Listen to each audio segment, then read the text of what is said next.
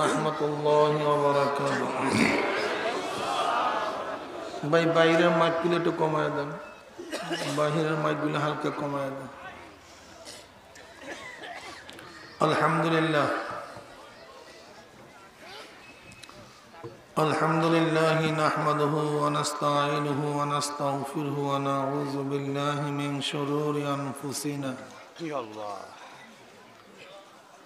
من يهد الله فلا مضل له ومن يضلله فلا هادي له ونشهد أن لا إله إلا الله وحده لا شريك له ونشهد أن محمدا عبده ورسوله أما بعد فأعوذ بالله من الشيطان الرجيم بسم الله الرحمن الرحيم يا أيها الذين آمنوا صلوا عليه وسلموا تسليما اللهم صل على سيدنا نبينا حبيبنا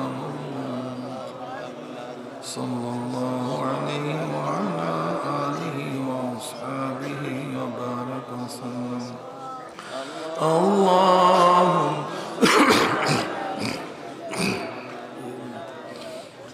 حبيبنا مولانا محمد صلى الله عليه وعلى آله وأصحابه وبارك وسلم شباب الشريف الله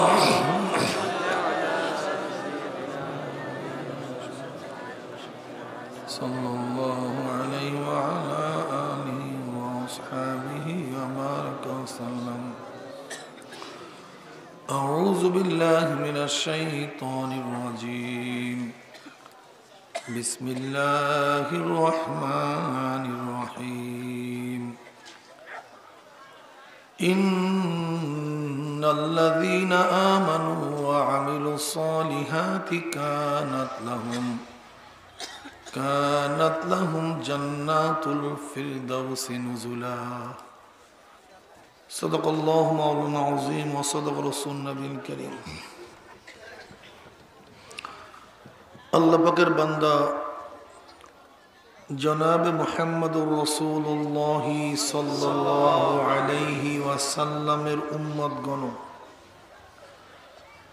আল্লাহ পাক রব্বুল আলামিন আপনাকে আমাকে ফিতনা ফাসাদের জমানায় যখন তাম দুনিয়ার থেকে ইসলাম মুসলমানদেরকে মিটিয়ে দেওয়ার ষড়যন্ত্র চলতেছে, তাম দুনিয়ার মধ্যে ইসলাম মুসলমান থাকবে কি থাকবে না এই প্রশ্নের সৃষ্টি হয়েছে। যে জমানায় মানুষ নেকের কাজ ছাড়তেছে, গুনার কাজ ধরতেছে, শুধু গুনার কাজ ধরেই না বরং গুনার কাজে প্রতিযোগিতা শুরু করছে, কে কার আগে জাহান্নামে যাবে। সবাই বলি না আউযু বিল্লাহ। যে জমানায় মানুষ নেকের কাজে আশ্চর্য হয়, গুনার কাজে স্বাভাবিক থাকে,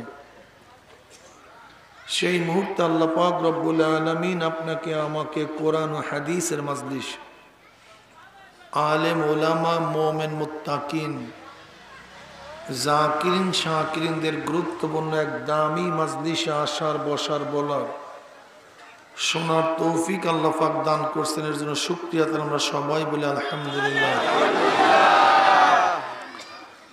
দীর্ঘদিন পর্যন্ত বিভিন্ন কায়দায় আপনাদের দাঁড়ে দাঁড়ে কানে কানে মাহফিলের দাওয়াত পৌঁছাবার চেষ্টা করা হয়েছে। অনেক লোকের অনেক সুযোগ সুবিধা থাকা সত্ত্বেও তারা মাহফিল আসতে পারে নাই। কতক কপাল পোড়া বাড়ির থেকে আসছে তো চার দোকানে আড্ডার মধ্যে, বেচা কিনার মধ্যে, গল্প গুজবের মধ্যে কপাল পোড়ার মাহফিলে বসার সুযোগ হয়নি। আবার মাহফিলের মধ্যে খোঁজ করে দেখবেন কিছু আল্লাহ পাকের বান্দা বহুত দূর দূরান্তর থেকে বহুত কষ্ট করে স্বীকার করে মাহফিলে হাজির হয়ে গেছে। আল্লাহ পাক রব্বুল আলামিন তৌফিক না দিলে আপনি এবং আমি কিন্তু আসতে পারতাম না। যেই মাওলাই কারীম আপনাকে আমাকে ওই সমস্ত গাফেলদের অন্তর্ভুক্ত না করিয়া এই মুমিন মুত্তাকিন জাকিরিন শাকিরিনদের গুরুত্বপূর্ণ এক দামি মাজলিসে আসার বসার বলার শোনার তৌফিক আল্লাহ পাক দান করছেন। আমরা বেজান না খুশি? যারা আমরা খুশি হলাম, খুশির সাথে সবাই বলে আলহামদুলিল্লাহ।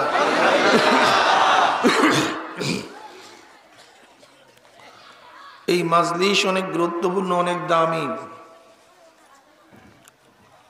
এমন দামি মাজলিস, দামি হওয়ার কারণে খোদ আল্লাহ পাক রব্বুল আলামিন এই মাজলিসকে কেন্দ্র করে ফেরেশতাদের মধ্যে গর্ব করেন। কি করেন? কে গর্ব করেন? খোদ আল্লাহ পাক নিজে। ওয়ান মাবিয়া রাদিয়াল্লাহু তাআলা আনহু قال خرج رسول الله صلى الله عليه وسلم على حلقة من أصحابه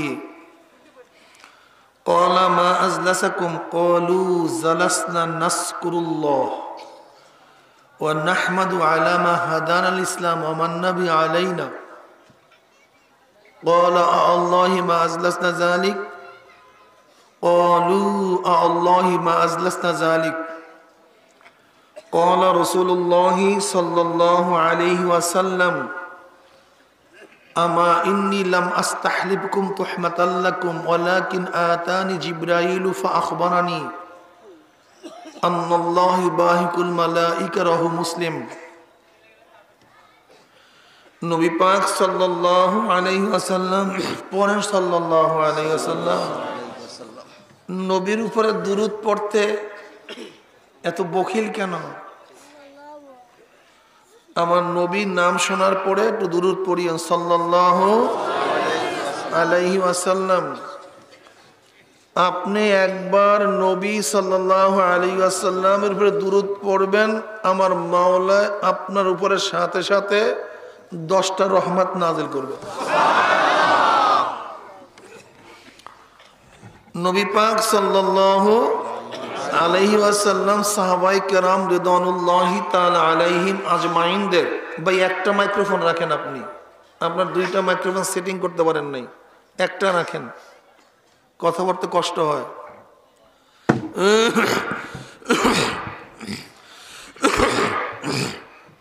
আর বাহিরের শব্দ ভিতরে আসে কেন? চাতাল, বাহিরের শব্দ না আসলেই ভালো। এইভাবে রাখেন, আর নাড়াচাড়া করিয়েন না, এইভাবে রাখেন। নবী পাক সাল্লাল্লাহু আলাইহি ওয়াসাল্লাম সাহাবায়ে কেরাম রিদওয়ানুল্লাহি তাআলা আলাইহিম আজমাইনদের এমন এক হালকার নিকট থেকে, মাজলিসের নিকট থেকে রওনা করলেন। এই মাজলিসকে, ইজতেমাইয়াতকে আরবিতে বলা হয় হালকা। কি বলা হয় ভাই? হালকা। এই যে বলছেন না, এই ইজতেমাইয়াত, এই মাজলিসকে একত্রিত বসাকে আরবিতে বলে হালকা। নবী পাক সাল্লাল্লাহু আলাইহি ওয়াসাল্লাম সাহাবায়ে কেরাম রিদওয়ানুল্লাহি তাআলা আলাইহিম আজমাইনদের এমন এক হালকার নিকট থেকে, মাজলিসের নিকট থেকে রওনা করলেন। নবী পাক সাল্লাল্লাহু আলাইহি ওয়াসাল্লাম প্রশ্ন করলেন, সাহাবারা এখানে বসছো কেন, কি করতেছো? ক্বালু নাযকুরুল্লাহ। সাহাবারা জবাব দিলেন, আমরা বসে বসে মাওলার জিকির করতে আছি। ওয়া নাহমাদু আলা মা হাদানাল ইসলাম ওয়া মান নাবি আলাইনা। এবং ওই মাওলাই কারীমের প্রশংসা করতেছে, যে মাওলাই কারীম শিরক বিদআত নিফাকির থেকে মুক্তি দিয়ে হেদায়েতের ধনে ধন্য করে আমাদেরকে সম্মানিত করেছেন, সেই মাওলার প্রশংসা করতেছে।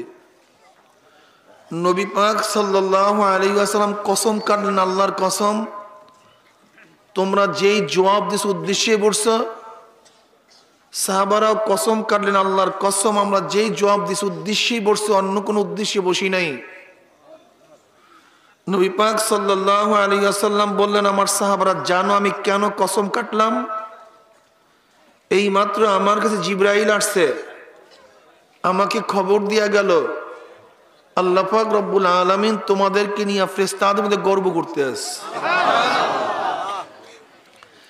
কাজে জিকিরের মাজলিসকে নিয়ে খোদ আল্লাহ পাক ফেরেশতাদের মধ্যে কি করবেন ভাই? গর্ব করেন। এই মাজলিস অনেক গুরুত্বপূর্ণ, অনেক দামি। বুখারী শরীফের মধ্যে দীর্ঘ এক রওয়ায়াত আছে, এই মাজলিসকে কেন্দ্র করে আল্লাহ পাক রব্বুল আলামিন ফেরেশতাদের সাথে বিভিন্ন প্রশ্ন এবং জবাব দেওয়ার পরে সিদ্ধান্ত দেন, উশহিদুকুম আন্নী কদ গাফারতু লাহুম, ফেরেশতারা সাক্ষী থাক গোটা মাজলিসের বান্দাদের গুনাহ খাতা সব মাফ করে দিছে। অন্য রওয়ায়াতের মধ্যে আছে কদ বুদ্দিলাস সাইয়্যাতুকুম হাসানাত, আল্লাহ পাক রব্বুল আলামিন সমস্ত গুনাহকে নেকের দ্বারা পরিবর্তন করে দিবেন। যেমন সূরা ফুরকান এর আল্লাহ পাক কি বললেন? ইল্লা মান তাবা ওয়া আমানা ওয়া আমিলা আমালান সালিহান ফাউলাইকা ইউবাদদিলুল্লাহু সাইয়্যাতিহিম হাসানাত ওয়া কানাল্লাহু গফুরার রহিমা। বান্দা তুমি যদি ঠিক মতো তওবা করতে পারো, নেক আমল বাড়াতে পারো, ঈমানকে মজবুত করতে পারো, আল্লাহ পাক রব্বুল আলামিন শুধু গুনাহ মাফ করার ওয়াদা করেন নাই, বরং সমস্ত গুনাহকে আল্লাহ পাক নেকের দ্বারা পরিবর্তন করে দেবেন। এই মাজলিস অনেক গুরুত্বপূর্ণ, অনেক দামি। আমি এখানে কেন আসছি? আমি এখানে আসছি দাওয়াত ও তাবলীগের নিসবতে। কিসের নিসবতে ভাই? দাওয়াত ও তাবলীগের জন্য এখানে আসছি। আপনারা আসছেন দাওয়াত গ্রহণ করার জন্য, আমি আসছি দাওয়াত দেওয়ার জন্য। আর পথ, জান্নাতের পথ দেখাবার জন্য আসছি, কিন্তু জান্নাতে পৌঁছাবার মালিক আল্লাহ। জোরবান কে? আল্লাহ। তা বলতে পারেন হুজুর এর নাম কি দাওয়াত ও তাবলীগ, এটা আবার কেমন দাওয়াত ও তাবলীগ? আমরা তো দাওয়াত ও তাবলীগ মনে করি ঘরের থেকে মানুষ বের হবে, এলাকায় যাবে, মহল্লায় যাবে, দলবদ্ধভাবে লাইন দিয়ে একজন মুতাকাল্লিম হয়ে তারপর দাওয়াত দেবেন, নাম দাওয়াত ও তাবলীগ। আপনি আবার কোথার দাওয়াত ও তাবলীগ নিয়ে আসছেন? এরকম প্রশ্ন আছে কি নাই? আসলে ভাই এইটি আমাদের ভুল। আমাদের মূল ভুল এখানে। বরং আমরা যদি এইভাবে বলি ওইটাও দাওয়াত ও তাবলীগ, এইটাও দাওয়াত ও তাবলীগ, বলেন ওইটাও এইটাও, ওইটাই দাওয়াত ও তাবলীগ না, এইটাই দাওয়াত ও তাবলীগ না, বলেন ওইটাই, ওইটাই দাওয়াত ও তাবলীগ না, এইটাই দাওয়াত ও তাবলীগ না, বরং ওইটাও দাওয়াত ও তাবলীগ, এইটাও দাওয়াত ও তাবলীগ। আমাদের সমস্যা এখানে, আমরা যে যে কাজ করি এইটা কি মনে করি কাজ, অন্য কারোর কাজ কোনো কাজই না। আমাদের মূল সমস্যা এখানে। আসলে দাওয়াত ও তাবলীগ কি? আল্লামা জাকারিয়া সাহেব রাহমাতুল্লাহ আলাইহি ফাজাইল আমলের শুরুতে ওয়ামান আহসানু কাওলাম মিম্মান দাআ ইলাল্লাহি ওয়া আমিলা সালিহান ওয়া ক্বালা ইন্নানী মিনাল মুসলিমিনের তাফসীরে ব্যাখ্যায় যা লিখছেন এর নামই দাওয়াত ও তাবলীগ। তিনি কি বলছেন? যিনি মুয়াজ্জিন, তিনি একজন দাঈ ইলাল্লাহ, সে একজন মুবাল্লিগ, সে একজন দাঈ, সে দাওয়াত দিচ্ছে। কে ভাই? মুয়াজ্জিন কি বলছে? হাইয়া আলাস সালাহ, হাইয়া আলাল ফালাহ, আসো কল্যাণের দিকে, আসো নামাজের দিকে, আসো। এর নাম না দাওয়াত? ডাকছে না? এর নাম না দাওয়াত? তাহলে মুয়াজ্জিন একজন দাঈ ইলাল্লাহ, যারা ওস্তাদ এখানে পড়াচ্ছেন মাদ্রাসায়, তারা একজন দাঈ ইলাল্লাহ, মুবাল্লিগ। যারা যুদ্ধের ময়দানে মুজাহিদ, তারাও একজন দাঈ। কারণ জিহাদ কাকে বলা হয়? আল জিহাদু হুয়া দুআউ ইলা দীনিল হক ওয়াল কিতালু মান লাম ইয়াকবালহু। জিহাদ তো দ্বীনের হকের দিকে মানুষকে দাওয়াত দেয়া, ডাকা। যারা কবুল করবে না তাদের মোকাবেলা করা। এর জন্য চরমোনাই যে সমস্ত কাজগুলি দাওয়াত হয়, চরমোনাই ওয়ালার একটা দাওয়াতি কাফেলা। আমার নবী পাক সাল্লাল্লাহু আলাইহি ওয়াসাল্লাম 23 বছরের জিন্দিগিতে যত ক্ষেত্রে দাওয়াত দিছেন, চরমোনাই ওয়ালার সব ক্ষেত্রে দাওয়াত দেয়াকে ওয়াজিব মনে করেন। কোন এক দাওয়াত দিবা আর কোন এক দাওয়াত বন্ধ রাখবা, এই অধিকার তোমাকে কে দিছে? কে দিছে তোমাকে এই অধিকার? আমাদের অবস্থা হলো কিছু কিছু কিছু কিছু দাওয়াত দিলেই মনে করি সব হয়ে গেছে, আমি মানুষ। এইটা কি? এইটা এইটা এইটা হাতি মানুষ না, মানুষের অংশ। মাথাই মানুষ না, মানুষের অংশ। চক্ষুই মানুষ না, মানুষের অংশ। পেটি মানুষ না, মানুষের অংশ। পাওই মানুষ না, মানুষের অংশ। এই সবগুলি মিলা তার নাম মানুষ। নামাজি দিন না, রোজাই দিন না, জাকাতি দিন না, জিকিরি দিন না, দাওয়াতি দিন না, দাওয়াতও দিন, জিকিরও দিন, তালিমও দিন, জিহাদও দিন। এই সব মিলা তার নাম দিন। আর আমাদের সমস্যা হলে আংশিক বিষয়গুলিকে আমরা পরিপূর্ণ মনে করে ফেলাই। এটা হলো বড় সমস্যা। সব জায়গায় এই সমস্যা, আংশিক জিনিসকে পূর্ণতা দিয়া ফেলাই। যদি বলে ভাই তুমি দিন ও দাওয়াত ও তাবলীগের কাজ করতেছো, আমার নবী পাক সাল্লাল্লাহু আলাইহি ওয়াসাল্লাম তো তায়েফের ময়দানে অনেক কষ্ট করছেন, রক্ত ঝরাইছেন, তুমি কি করছো বলো? আমার নবী তো কাফের বেঈমান মুশরিকদের অনেক গালি গুলাস সহ্য করছেন, তাকে জাদুকর বলছে, মিথ্যাবাদী বলছে, অতন্ত্রবাদী বলছে, লোভী বলছে। তুমি এই দেখেন চরমোনাইওয়ালারা, চরমোনাইওয়ালারা দেখছেন অবস্থা নাকি? এই 90 কোটি টাকা খাইছে, এই আওয়ামী লীগের দালালি করে, এই অমুকের এই খাইছে। এই যে আলহামদুলিল্লাহ, শুকুর, এইটাই তো শুকুর। কারণ আল্লামা জাকারিয়া সাহেব রাহমাতুল্লাহ আলাইহি দাওয়াত ও তাবলীগের সূচনাতেই তিনি শুরুই করছেন এইভাবে, যদি তোমার কাজের দ্বারা সকলে তোমাকে প্রশংসা করে, মনে করতে হবে তুমি নিশ্চয়ই দ্বীনকে ছাড় দিছো, আপোষ করছো, বাতিলের সাথে আপোষ করছো, দ্বীনের ছাড় দিছো। তুমি পরিপূর্ণ দ্বীনের দাওয়াত দিবা আর বেঈমানরা তোমাকে চুমা দিবে, তোমার প্রশংসা করবে, এটা হতেই পারে না, সম্ভব না। তুই পরিপূর্ণ দাওয়াত দিতে গেলেই বেঈমানরা তোমার বিরোধিতা করবি, অপবাদ দেবেই, গিবত শিকায়ত করবেই। এইটাই হকের আলামত, এটা তোমাকে বুঝতে হবে। আপোষ করে সবাই মহব্বত করে, করবে না কেন?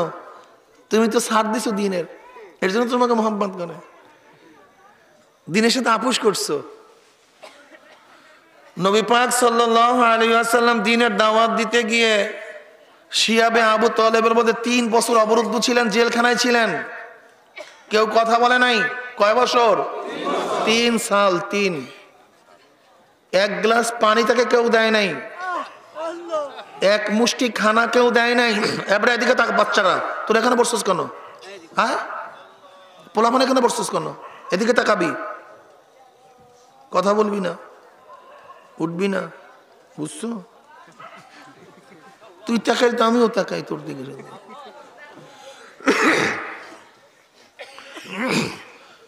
শিয়াবে আবু তালেবের মধ্যে 3 বছর, 1-2 দিন না, 3 বছর কেউ সালাম করতেন না, কালাম করতেন না, কথা বলতেন না, এক গ্লাস পানি দিতেন না। এমনকি মহিলারা অবরুদ্ধ ছিল, মুসলিম মহিলারা। দুগ্ধবাহী বাচ্চাগুলি যখন মায়ের স্তনের মধ্যে চুমুক দিত, দুধ না পেয়ে ঠাট্টা মানে চিল্লান দিত, কিন্তু খাবে কি? মা তো কিছু খায় নাই, কিচ্ছু খাওয়ার ছিল না। তুমি কি দেখো নাই হাদিসের মধ্যে নবী পাক সাল্লাল্লাহু আলাইহি ওয়াসাল্লাম, সাহাবায়ে কেরাম রিদওয়ানুল্লাহি তাআলা আজমাইন, মহিলাগুলি বাচ্চাগুলি গাছের পাতা খেয়েছে, ছাগলের বড়ির মতো পায়খানা করছে, এত কষ্ট সাধনা করছে। কি করছো তুমি? হ্যাঁ, নবী পাক সাল্লাল্লাহু আলাইহি দ্বীনের দাওয়াত দিতে গিয়ে নিজের মাতৃভূমি ত্যাগ করছে, হিজরত করছে, অথচ যুগ যুগ পর্যন্ত ওই কাবা শরীফের দায়িত্বে তারাই ছিলেন। আব্দুল মুত্তালিব ছিলেন, তার বংশধর ছিলেন, বনি আব্দে মানাফের গোষ্ঠী ছিলেন। এত বড় সম্ভ্রান্ত ঘরের সন্তান হয়েও এই দ্বীনের দাওয়াত দিতে গিয়ে থাকতে পারেন নাই। উহুদের ময়দানে তো দান্দান শহীদ হইছে, বদরের ময়দানে তো এক প্রান্তে গিয়ে আল্লাহুম্মা আনশিদুকা আহদাকা ওয়াদাকা আল্লাহুম্মা ইন শি'তা লাম তু'বাদ, বুখারীর মধ্যে রওয়ায়াত আছে যে নবী পাক সাল্লাল্লাহু আলাইহি ওয়াসাল্লাম এমন বেচৈন হয়ে গেছেন, বদরে এক প্রান্তে গিয়ে সিজদায় পড়ে আল্লাহর কাছে দোয়া করতেছেন, আল্লাহুম্মা আনশিদুকা আহদাকা ওয়া ওয়াদাকা আল্লাহুম্মা ইন শি'তা লাম তু'বাদ। মাওলা হে, তুমি যে ওয়াদা করছিলা যে বদরের ময়দানে আমাদেরকে বিজয় দান করবা, কিন্তু বাহ্যিক দৃষ্টিতে বিজয় হওয়ার কোনো সম্ভাবনা দেখি না। বিশাল কাফেরের সমহর, সেখানে ঘোড়ার অভাব নাই, তলোয়ারের অভাব নাই, ঢাল তীরের অভাব নাই, খাদ্যের অভাব নাই, আর পার্শ্ববর্তী মুসলমানদের পেটে খানা নাই, পায়ে জুতা নাই, তলোয়ারের ব্যবস্থা নাই, ঘোড়ার কোনো খবর নেই। এদের সাথে মোকাবেলা পারবো কিভাবে? হ্যাঁ, একমাত্র তুমি পারো। যদি পারো তোমার ওয়াদাকে পূরণ করো, আর যদি ওয়াদা পূরণ না করো, ইন শি'তা লাম তু'বাদ, গোটা দুনিয়ার মধ্যে তোমাকে সেজদা দেওয়ার কেউ থাকবে না, রুকু দেওয়ার কেউ থাকবে না, তোমার সামনে দাঁড়াবার কেউ থাকবে না, তোমাকে আল্লাহ বলিয়া ডাকার কেউ থাকবে না। এইটা যদি তুমি মনে করো, তাহলে আমরা যারা আসছি আমাদেরকে ধ্বংস করে দাও, কেন আমার পর আর নবীও নাই। আর যা কিছু তৈরি করছি সব বদরের ময়দানে হাজির করছি। ইন শি'তা লাম তু'বাদ, তুমি যদি চাও তোমার ইবাদতগির কেউ থাকবে না, তাহলে আমাদেরকে ধ্বংস করে দাও, বাস শেষ, তোমার ইবাদতগিরি আর কেউ নাই। ফাআখাযা আবু বকর সিদ্দিক রাদিয়াল্লাহু তাআলা আনহু বিয়াদিহি হাসবুকা ইয়া রাসূলুল্লাহ। আবু বকর সিদ্দিক রাদিয়াল্লাহু তাআলা আনহু আমার নবীর হাত কষে ধরলেন, যথেষ্ট হয়ে গেছে ইয়া নবী আল্লাহ, আর আপনি কান্নাকাটি করিয়েন না, সহ্য হয় না। মিকদাদ ইবনে আসওয়াদ রাদিয়াল্লাহু কি বললেন, ইয়া নবী আল্লাহ, আমরা নবী মূসার উম্মত নই। যে নবীর মূসার উম্মত, নবী মূসাকে বলছিল ইযহাব আনতা ওয়া রাব্বুক, যাও তুমি তোমার রব আর তুমি গিয়ে যুদ্ধ করো, আমরা এখানে বসছি, এখান থেকে উঠবো না। আমরা সেই উম্মত না, বরং ওয়ালাকিন নুকাতিলু আন ইয়ামিনিকা ওয়া শিমালিকা ওয়া বাইনা ইয়াদাইকা ওয়া খালফাকা, বরং ডান দিক থেকে তোমার উপর আঘাত আসবে, আমরা ঢাল হিসেবে দাঁড়ায়া যাব।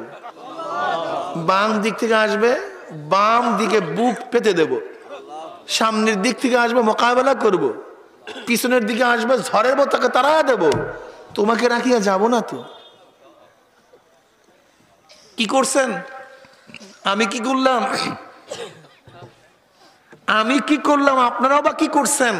সবাই তো জান্নাতে যাওয়ার জন্য পাগল হয়ে গেছে, জান্নাত ফ্রি পেয়ে গেছে।